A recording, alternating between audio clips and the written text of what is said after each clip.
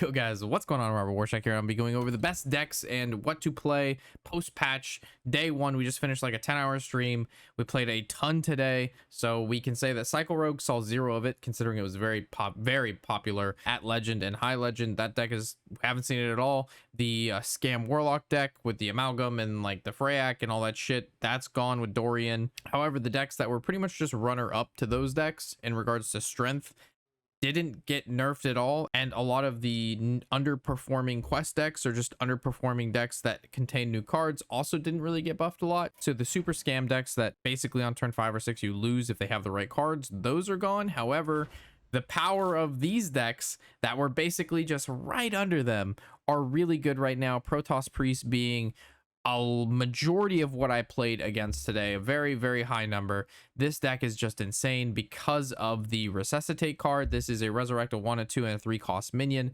So in combination with Catch of the Day, which is a 1 mana 3/3 with Rush when you bring it back plus Reborn, you have the Sentry, which is the huge deal because every time this guy dies, your Protoss minions cost 1 less. And then we also have the Void Ray, which is Divine Shield and Rush, which means when you kill this, it comes back with Divine Shield again.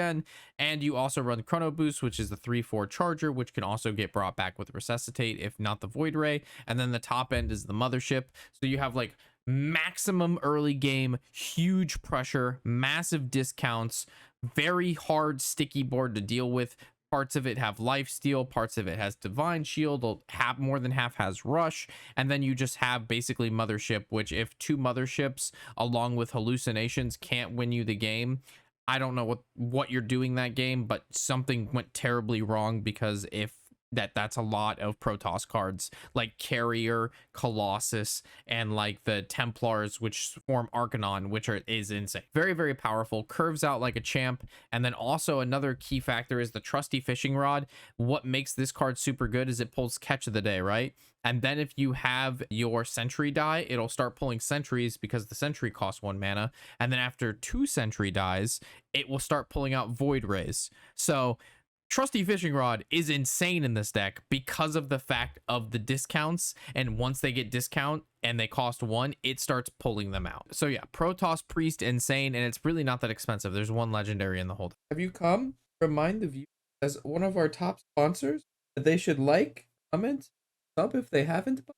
You have great birthday and Christmas. Is that good? Moving on down to Quest Paladin, the smoothest, dumbest fucking deck that you could possibly play. This is basically, if I were to recommend a deck to like if I had a 3-year-old sister who eats crayons, this would be basically that deck. If you are just looking for the smoothest, easiest, absolutely zero thinking, will not make you a better player deck, this is it. Quest Murloc Paladin. This is, you play the quest on 1, and then the entire deck is just Murlocs. You play the green cards, you attack your opponent in the face. You just have, it's an infinitely scaling aggro deck, which should not exist. Aggro is supposed to be very strong in the early game, tapers off in the late game. That's how aggro in basically every card game, and most just games in general, go. You have this huge burst of energy, and then if you don't kill them, you lose. In the situation where this deck is, this quest infinitely scales, because it says summon 5 Murlocs, and then your future Murlocs get +1/+1. This, in my opinion, needs to be summon 6 Murlocs, or it needs to be play 5 Murlocs. One of those 2 card changes need to be made to this. This is just, while it's not like a tier S deck, like it's not, you know, that the actual good players at top 200 Legend are not playing Murloc Paladin, the level of input of try for this deck to the output of how good it is insane. Like, we are talking, it is infinitely easier to play than probably even Libram Paladin, and the power level is way higher than Libram Paladin, which is crazy. So I am sorry if you're a Murloc Paladin main, but my god, you have to know when your deck is smooth as fuck, and this deck is smooth as fuck. It's cheap, and if you're a very beginner player and you don't have a lot of dust and you just want to win and play easy games, this is a good deck for you. However, if you're maining Murloc Paladin for 4 to 5 hours a day and this has been your main deck for a month now, go fuck yourself. Moving on to Dummy Warrior. This is by far the most popular warrior deck. Unfortunately, because it's a super popular warrior deck, I don't get to play it because we only play the worst decks in the game. However, Testing Dummy is now, it is insane. It's a 6 mana, 4/8, Death Rattle, deal 8 damage, randomly split among all enemies. And then you combo this with stuff like the Parts Scrapper with the Safety Goggles, making it so the next mech that you play costs that much less, and it can be in the future turns. This doesn't say this turn. It should probably say this turn because the deck's broken because of it. So you can Part Scrapper, Safety Goggles, and then play a 1 mana Testing Dummy on turn 4, and then go ahead and like Boom Wrench, Override, attack, and do basically 16 damage to your opponent on turn 4 or 5. Or you recommend deck them, and then you do, what is that, 12 damage to your opponent. 2 dummies have died, and then you can follow up with like Umbra or Boom, or you Chem Spill into Tortola, or you play the Mixologist and then you get the Resurrect a friendly minion that died. But because there's only like 4 minions in the entire deck and most of them are dummies, you bring back the dummy for 1 mana. This deck is just scam, ton of damage. None of it has anything to do with what's happening. Like, you could kill everything on your opponent's board in this deck every single turn and you just still died to the dummy's damage, which is very hard to out heal and even out armor. I have played against this with like Triple Blood Death Knight. I played against it with our Starship Warrior deck, and it's just, it does so much damage, whether they're cubing the Testing Dummy or cubing Tortola or Ziliax. It's just very good deck, very hard to deal with, and if it draws right, my god, is this deck insane. Plus, you're always scared with the Crazed Alchemist with the Tortola. I hear a lot of people asking me why I don't play the Crazed Alchemist in my control deck that does run Tortola, and that's because it's a different deck. This deck isn't really control. It is a mid-range deck that aims to kill your opponent with Testing Dummies. Like, it has like a very clear win condition, and it is trying to smork your opponent and cheese out with Testing Dummies, or like I said, the Crazed Alchemist with Tortola. So Crazed Alchemist does fit in this deck for that purpose, but I wouldn't try to weave Crazed Alchemist into, like, if you have like a quest control warrior that happens to just have a Tortola with Chemspill, probably not the best, unless you're queuing against a lot of other warriors, and then you can Crazed Alchemist their Tortola and then attack into it and, you know, kill it for 1 HP. But yeah, I get a lot of questions on that. Most popular warrior deck, very, very strong. If you like warrior, you like doing big damage, you like playing mechs, this is a good pick for you. Moving down to Beast Hunter. A ton of people are hitting top legend with this. The amount of people on Twitter the past couple days that hit top 100 and then qualified with Beast Hunter was quite staggering, to be honest, considering the deck in itself. If you look at it, it doesn't really look that crazy, you know what I mean? But it just like has so much reload, so much value. At any point in time, if anything lives on the board, you're able to go Supreme Dinomancy, which gives all +2/+2 to beasts on the deck, the hand, and on the board. So they have like 3 1/1s that live. All of a sudden that's 9 damage instead of 3, and now you have to worry about the rest of the game everything being +2/+2. It also runs like RC Rampage and Mother Duck and Workhorse and Ball of Spiders. It just runs a bunch of things that keep summoning a ton of tokens that can get buffed, so at any point in time you don't clear the board, you're probably dead.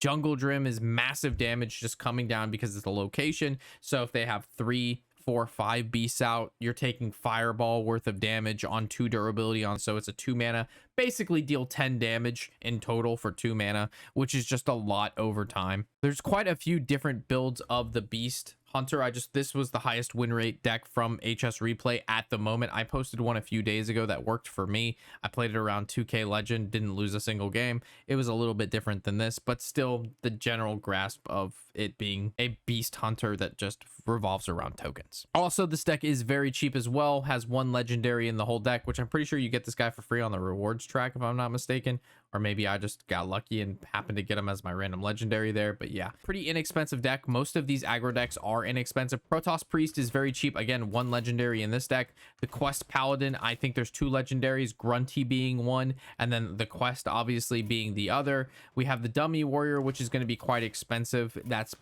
definitely just, Warrior tends to be more expensive than the Beast Hunter being very cheap. And then we have Aggro Paladin. So this is basically just another variant of, I don't want to say Murloc Paladin, but it's like a mixture between Murloc and Beast Hunter. It just revolves around playing as many, like it even runs Wisp because it's a 0 mana 1/1 and all you care about is playing the most minions possible on the board as fast as possible, so you can play Crusader Aura, which is whenever a friendly minion attacks, give it +2/+1. And then you also run Flash Sale, which is summon a 1/2 mech, which is a Noyo bot, with Divine Shield, and then give the rest of your minions +1/+2. So it is play as many. There is no reload in the deck other than like the Maul, which draws your highest card, which is Ziliax, and the Ziliax is your other minions have +1 attack and cost less for one friendly minion. So if you have 6 minions on the board, Ziliax costs 1, and then he gives everything +1. It's very easy to get on the board considering the entire deck, the highest cost minion is Royal Librarian. Besides that, it's Rock Skipper.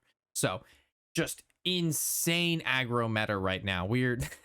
I'm sorry if I seem so annoyed at this, but this is like the craziest aggro, just scam. It's not even scam, it's just like skillless, I guess is the word I want to use. Like the skill ceiling on these decks are so low and the power level of these decks is so high that it's almost hard not to scoff at. And then the last deck that we're going to take a look at is Buff Hunter, which is basically just a variant of old Grunter Hunter, which revolves around playing Cupo Muscle and the reserved spot, which is give a random minion in your hand +4/+4 if it's the only one there, reduce its cost by 2. This deck I think runs a total of 5 minions in the whole deck, which is 2 bumbling bellhops, which the reason you play this because this splits. So if you buff this card, it says if you're holding a spell that costs 5 or more, summon a copy. So if you're buffing this up to like a 10/10 or I guess 11/11 or whatever, you're going to summon a copy of the 11/11 and it costs 1 or 0 if you're reserved, right?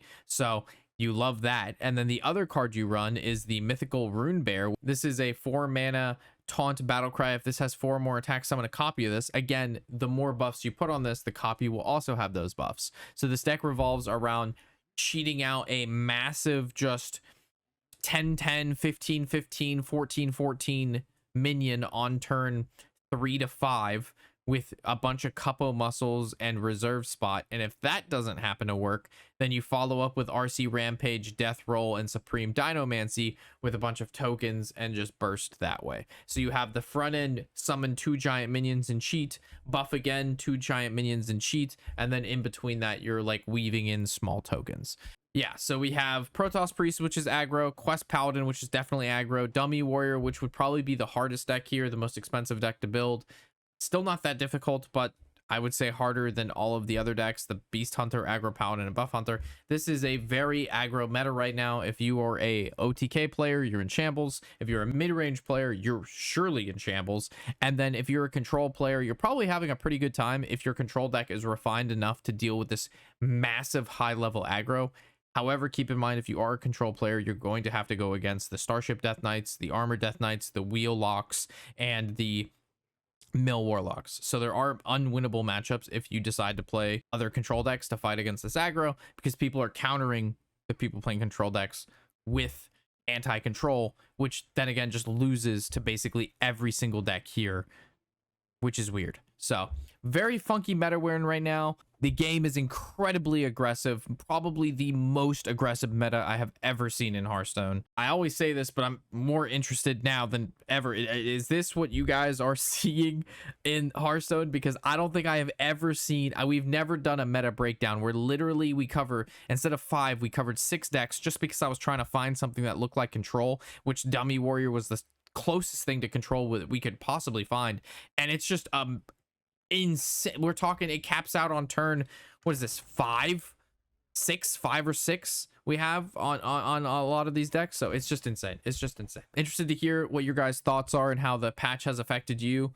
Besides obviously Rogue and Warlock gone, it didn't really, nothing else changed. So with that, good luck with these decks on your way to Legend. If you play any of these, you should be able to do really well. And if these decks don't work for you, well, the good news is there's plenty of room to grow and get better at Hearthstone, because the decks are not the issue. With that, catch you in the next video. Of course, I'm Robert Warshack, and happy whatever the hell day it is.